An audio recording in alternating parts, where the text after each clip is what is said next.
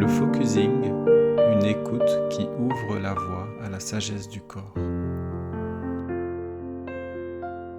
Aujourd'hui, je suis avec Gérard Lambois, qui est cofondateur de l'IFEF, l'Institut de Focusing d'Europe francophone. Je me présente, donc Gérard Lambois, ça fait une quarantaine d'années que j'ai découvert le focusing, et à la suite de ma formation dans l'approche centrée sur la personne de Carl Rogers. Et donc déjà situé le travail de Gendling, qui était un ancien à la fois élève et puis ensuite collaborateur avec Carl Rogers dans l'approche centrée sur la personne. Et comme le dit souvent Gendling, c'est dans l'approche centrée sur la personne que j'ai découvert le focusing. Donc toi ça fait 40 ans, tu dis, que tu as rencontré le focusing. Comment ça s'est passé? Qu'est-ce qui t'a appelé là-dedans? J'imagine si ça fait 40 ans et que tu es toujours là en tant que formateur à l'IFEF, c'est qu'il y a quelque chose qui a dû être important pour toi? Dans un des livres qui présentait l'approche sur la personne, il était noté qu'il y a un certain nombre d'un individu qui s'appelait Eugène Gendling. Et donc, me promenant dans une librairie, je tombe sur un livre qui ne s'appelait pas Focusing à l'époque. C'était au centre de soi uniquement, mais qui avait le nom de Eugène Gendling. J'ai commencé et je faisais de la formation dans le cadre de l'école d'infirmière de Savoie. Et donc j'ai commencé à appliquer le focusing à partir du livre. Parce qu'il n'y avait pas eu de formation jusque-là. Et j'étais étonné, surtout avec des praticiennes, de voir le résultat du focusing. Tu dis avec des praticiennes? Praticiennes, c'est-à-dire des gens qui étaient sur le terrain, des gens infirmières, Ah oui, d'accord. Ouais. Ça a été pour moi un test fabuleux parce que je me disais, c'est pas une petite chose que cette histoire de focusing. Oui, avec une simple lecture, il y a des choses déjà rapidement qui peuvent se transformer, que tu appliques et qui se transforment. Et donc, à la suite de ça, une quarantaine d'années, effectivement, Jacques Lalanne est venu et a organisé des week-ends de formation à Paris. Et donc, c'est là que j'ai expérimenté pour moi le focusing, et ça a été déjà, au bout d'une ou deux journées, ça a été décisif parce que je l'ai vécu dans mon corps, vraiment, Et ça a été, à la fois une découverte, une expérience fabuleuse et ça s'est pas arrêté depuis 40 ans. Et toi, à l'époque, tu étais donc docteur en psychologie, enfin tu l'es toujours, mais tu exerçais ou comment c'était ta situation? Oui, moi, en tant que psychologue, j'exerçais dans des établissements. À la fois, d'un côté, je faisais mon travail dans le cadre d'institutions, et puis, parallèlement, j'accueillais des personnes en thérapie, thérapie individuelle. Et c'est là que j'ai pu petit à petit, voir l'impact de ce travail de Gendling sur les clients, comme on dit, qui venaient me voir. C'est-à-dire, donc, pour moi, ça a été une grande transformation par rapport à ma formation initiale, donc dans l'approche centrée sur la personne, qui était essentiellement verbale.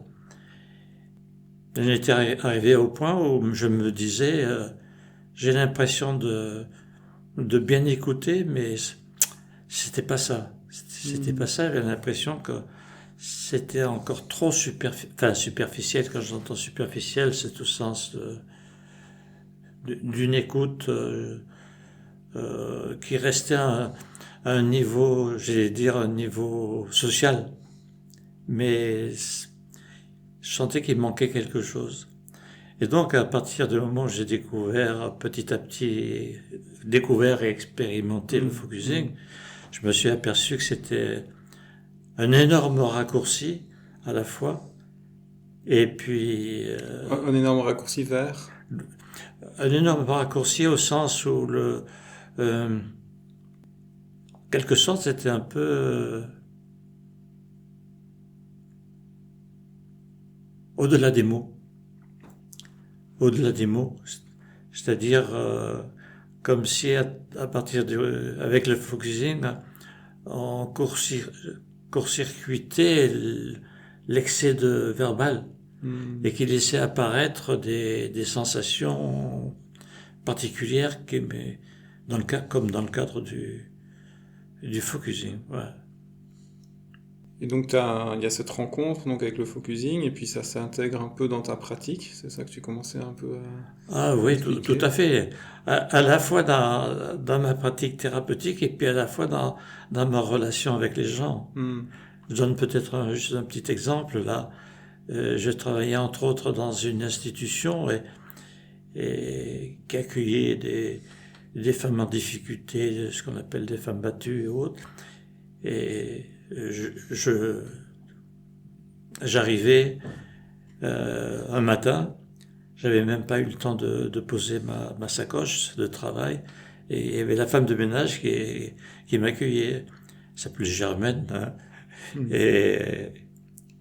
Et je lui dis donc, comme on fait le matin pour s'accueillir, comment ça va Germaine? Qu'est-ce qui se... Puis je regardais, elle me dit oui, ça va bien, mais puis je voyais sur son visage que il y avait quelque chose qui dénotait un peu par rapport à ce qu'elle disait. Et je dis, je sais pas, j'ai l'impression qu'il n'y a pas quelque chose dans ta vie là qui te gêne ou qui te tracasse. Et donc, elle était avec son balai, elle pose son balai, puis elle commence à parler. Et au bout d'un moment, je lui dis, comment ça te fait quoi quand tu parles de ça? Qu'est-ce que ça te fait dans ton corps? Et puis spontanément, j'étais assez naïf à l'époque parce que j'étais en phase d'expérimentation. Oui, c'était le début, oui. Oui. Et elle me dit, j'ai comme des boules au niveau de la gorge. Et puis moi, à la fois débutant et hésitant, donc je lui pose la question, et si ces boules avaient quelque chose à te dire, qu'est-ce qu'elles te diraient, toi? Comme ça, sans détour. Ouais. Même, j'allais dire, les gens me prenaient sans doute à l'époque, tu vois, le psy est en train de dérailler ou quoi que ce soit. Mais elle, connaissant pas du tout le focusing, bien évidemment, pas du tout intellectuelle, spontanément, elle commence à parler de son fils. Son fils qui était à la guerre, je sais pas si c'était la guerre d'Algérie à l'époque, tu vois. Et puis au bout d'un moment, donc, complètement déchargée, sans se poser de questions, quoi, elle s'était libérée d'un énorme poids. Je prends ma sacoche, je rentre dans l'établissement, elle reprend son balai, puis voilà. Et tu crois que c'est le fait d'avoir contacté ces boules-là qui fait que la parole a été libératrice, ou que si tu l'avais demandé juste en fouillant, ben, elle t'aurait partagé ça et peut-être elle aurait Je été... pense que justement, si on était parti sur un dialogue, ça aurait pris beaucoup de temps. Ah oui, c'est ça. C'est là le raccourci peut-être dont c'est tu là parlais. le raccourci dont je parlais. À la fois, ça aurait pris beaucoup de temps et j'étais pas bien sûr qu'on aille au cœur. De ce qui était là et que toi tu sentais. Ouais, tout à fait. Et tu te sentais concerné peut-être par ça, du coup. Mais j'étais encore avec comment dire, ce début où poser une question sur si ces boules avaient à parler, si ce corps avait à parler. J'avais pas été formé à ce genre de pratique et d'interrogation. Ouais. C'était un peu en terrain inconnu, quoi. Oui, totalement. Ouais. Mais à la fois qui m'attirait de plus en plus. Et donc, qu'est-ce qui fait que là, aujourd'hui, tu es encore là, tu es devant moi, et puis on parle de ça, et tu es encore bien... C'est-à-dire que, comme je l'ai dit souvent, quand j'ai découvert le focusing, c'était ma passion qui me poussait à faire la réclame, j'allais dire, du focusing. Mais au bout de quelques années de formation, je me suis aperçu que c'était pas tant le focusing en tant que tel qui m'avait touché, mais ce que le focusing me permettait de découvrir. Et donc c'est la découverte qui continue. Et c'est pour ça que ça me passionne toujours autant, parce que c'est pas le focusing en tant que méthode, mais c'est le focusing dans ce qui l'ouvre, dans des domaines assez incroyables que je pense ne pas pouvoir atteindre si j'étais resté uniquement dans une perspective verbale, essentiellement. Ça me donne l'impression, quand tu dis ça, que c'est comme si tu ne t'attachais pas à la méthode, mais que tu voulais voir plutôt les résultats, même si la méthode est nécessaire, ou en tout cas est un raccourci, comme tu disais, pour pouvoir ouvrir à de nouvelles perspectives, à de nouvelles choses, débloquer des situations. Oui. C'est ça? Comme je disais tout à l'heure, dans ma pratique, au début, j'ai commencé en appliquant la méthode, c'est-à-dire à partir du livre de Jending. Et petit à petit, je me suis libéré, détaché de la méthode, elle ne me correspondait plus. J'étais à une étape où j'allais dire, je marchais tout seul. Ouais, peut-être ça s'était intégré, quoi. Voilà, quelque chose qui s'était intégré. C'est ça, avec la possibilité de... cette découverte qui s'est faite d'année en année, puis ça continue. C'est ça qui est assez étonnant. Dans des domaines qui ouvrent des domaines au-delà des perspectives que Rogers avait, éveillées au départ. Tu as un exemple, par exemple, quand tu parles de ça, justement, de découverte au-delà de ce qui avait été peut-être pressenti la base demeure quand même la philosophie, l'approche centrée sur la personne de Carl Rogers. Donc en complément de la technique elle-même du focusing, ou en tout cas de la dimension corporelle, c'est ça? Oui, c'est-à-dire que cette dimension corporelle, elle vient s'intégrer dans l'approche centrée sur la personne, c'est-à-dire par les attitudes, entre autres, que Carl Rogers avait mises en avant. C'est pour ça que dans notre formation, on parle d'ACP focusing. Faire du focusing tout seul, j'en avais vu, tout au moins à mon niveau, les limites. Faire du focusing tout seul, c'était... j'ai vu que ça marchait pas toujours. Ça nécessitait, comme maintenant je le formule, une certaine qualité de présence. C'est ça. J'avais ce mot-là à la bouche depuis quelques minutes. Je me disais, mais tiens, est-ce qu'on n'en vient pas à cette notion de présence? Et oui, au point ces derniers temps, de réfléchir de plus en plus en me disant, qu'est-ce que le focusing sans la présence? Et est-ce qu'on pourrait dire l'inverse aussi, peut-être pas limité au focusing, mais au corps? Qu'est-ce que la présence sans le corps et la conscience du corps? C'est indissociable. On peut pas imaginer la présence sans le corps. Hein. C'est-à-dire, mais tout ça est intégré entre le mental, le corps, tout est intégré. À tel point que par rapport, Jending l'a écrit à la fin de son ouvrage sur le focusing.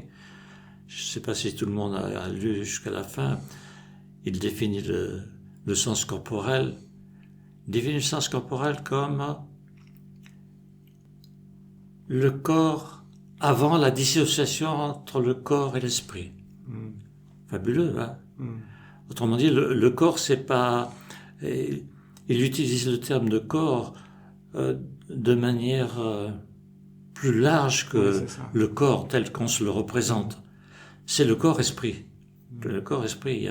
Et donc, pour revenir à la présence, c'est une question de corps-esprit, et non pas du corps ou de l'esprit qui est en présence. Et donc, c'est cette unité-là qu'en quelque sorte, qu'on est amené à retrouver dans cette approche que je trouve fabuleuse, c'est-à-dire, il parle avant la dissociation entre le corps et l'esprit. Et ça, c'est là que la méthode, c'est limitant, mais que l'approche, en tout cas, de focusing et de l'approche centrée sur la personne, tout comme d'autres voies ou d'autres méthodes aussi, mais aide à cette réconciliation ou à ce dialogue entre le corps et le mental, quoi, pour former cet ensemble, peut-être réunifier les choses, Ouais, oui, devenir oui, plus vivant, plus libre intérieurement, oui, moins encombré et dissocié. oui, parce que dans notre culture occidentale, il y a toujours cette dissociation entre le corps et l'esprit. Euh, Même quand on parle du corps, c'est un peu comme on aurait affaire à un objet, tu vois, à distance. Alors que dans la présence, on sent pas cette dissociation entre le corps et l'esprit. En quelque sorte, c'est pour ça souvent je distingue le focusing au sens de processus naturel et le focusing en tant que procédure telle que Chandling l'a établi.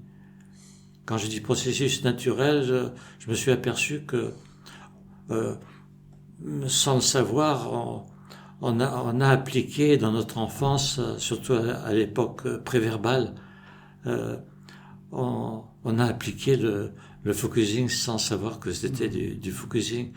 Et en quelque sorte, c'est un peu comme si mon travail, maintenant, je le vois comme retrouver ce qu'on a perdu. Comme Voilà. retrouver une langue qu'on a connue, Voilà. quelque chose comme ça, et puis qui, du coup, n'a Ouais. plus besoin d'être appelée langue, parce Ouais. qu'elle est là. Et c'est pour ça que dans ce côté naturel, je me réfère souvent aux sportifs, où on peut voir qu'ils appliquent le focusing sans connaître le focusing. Je prends l'exemple, par exemple, du golfeur. Qu'est-ce qui lui permet de taper la balle à un certain moment? Il peut pas mentalement analyser tous les paramètres que nécessite le geste juste, tu vois. La distance, le vent, ainsi de suite. Et donc, sans s'en rendre compte, il doit faire appel à quelque chose en lui qui dit, ouais, c'est le bon moment, tu vois. C'est comme si ce sens corporel en lui résumait ou synthétisait toute cette analyse qui demanderait beaucoup de temps et puis même sans donner forcément de résultats. Et donc, des fois, j'observe les sportifs et je vois à quel point ça peut être le golf, ça peut être le tennis ou autre. Oui, ça m'évoque une intelligence du corps, quoi. On peut parler comme ça. Alors, est-ce que le mot focusing a encore du sens à ce moment-là? Est-ce que c'est pas vouloir aussi peut-être mettre une étiquette parce que Oui, c'est quelque chose qu'on connaît, on va dire, là, il fait du focusing, mais est-ce que ça garde du sens, ça? Mais en tout cas, c'est pour rappeler que, de mon point de vue, on a dû connaître ou on applique sans s'en rendre compte le focusing. Tu vois. Quand on choisit quelque chose, quand on fait un achat, quand on prend une décision. Et c'est vrai que, que le travail de Chandling m'a permis d'accentuer la chose, de pouvoir le travailler plus en profondeur et non pas de manière uniquement je dirais, naturel au sens, oui, d'exploiter, de développer, d'amplifier. On va conclure, malheureusement, déjà, ce moment ensemble. Est-ce qu'il y a quelque chose que tu voudrais ajouter ou adresser aux personnes qui nous écoutent là? En conclusion, pour moi, on a dit à une époque, le focusing, c'est la grammaire de l'intuition. J'aimais bien cette expression à l'époque, tu vois. Alors qu'habituellement, on disait souvent, tu as de l'intuition ou tu n'as pas de l'intuition. Mais là, on s'aperçoit que on peut rentrer dans un apprentissage d'intuition comme on peut rentrer dans un apprentissage de focusing. Alors que ça touche des choses insaisissables au départ. Et là, on a la capacité de pouvoir rentrer dans des apprentissages plus formalisés. Merci Gérard, c'est passionnant, ça me donne envie d'explorer ces thématiques là aussi, de l'intuition, de la présence par ailleurs. Merci à toi.